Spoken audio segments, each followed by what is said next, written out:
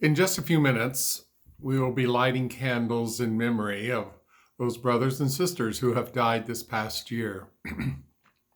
Some to COVID-19, some by completing suicide, some from being homeless, some through botched surgical procedures, and many through acts of violence. I realize that as a PFLAG sponsored event, religious activities are supposed to be absent. Yet, as an openly gay minister, I cannot help but feel the need to speak a truth that too many of us have grown up not hearing. A truth that we are loved and held as precious and welcomed in God's sight. I'd like to read to you from the letter of 1 Peter, and I want you to hear who you are and what family you are a part of, even though you may not identify as being a part of any formal religious group. And in these words, I am paraphrasing. As you come, know that God's Son is the living stone, rejected by humans, but chosen by God and precious to God. Now to you, know you too are a stone that causes people to stumble and a rock that makes them fall, because you are a chosen people, God's special possession.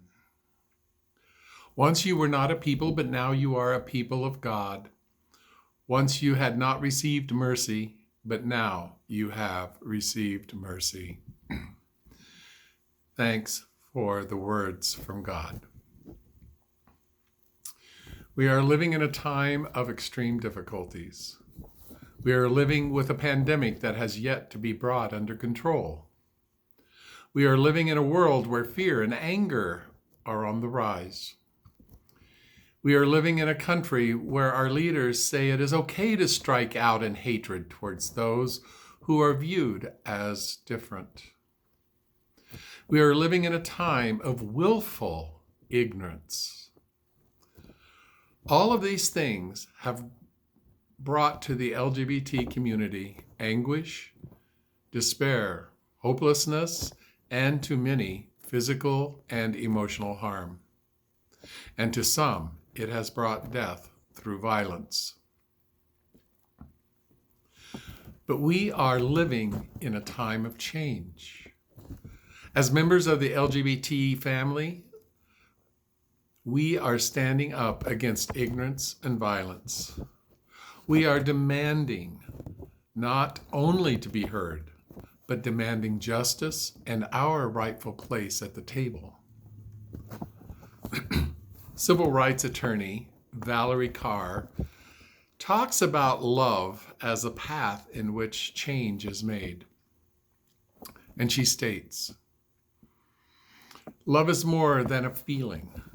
Love is a form of sweet labor. Fierce, bloody, imperfect, and life-giving. A choice we make over and over again. If love is sweet labor, love can be taught, modeled, and practiced. This labor engages all of our emotions. Joy is the gift of love. Grief is the price of love. Anger protects that which is loved. And when we think that we have reached our limit, wonder is the act that returns us to love. Revolutionary love is the choice to enter into wonder and labor for others, for our opponents, and for ourselves in order to transform the world around us. It is not a formal code or prescription, but an orientation to life that is personal and rooted in joy.